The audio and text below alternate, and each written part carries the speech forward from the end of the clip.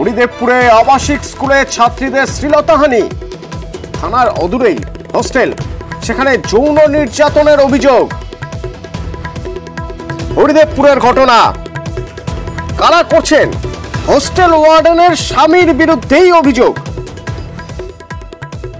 কি হয়েছে জানবো, আমার সঙ্গে সমীর আছেন, প্রতিনিধি সমীর। সমীর, শোনা যাচ্ছে?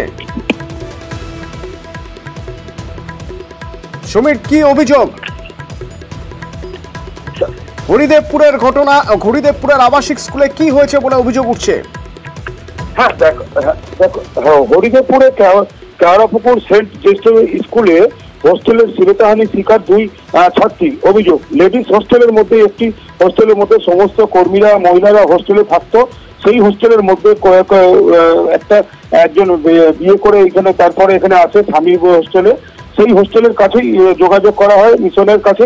এই হোস্টেলে এক যুবক বেশ কিছুদিন ধরে ওখানে উত্তপ্ত করছিল ওই হোস্টেলের মধ্যেই।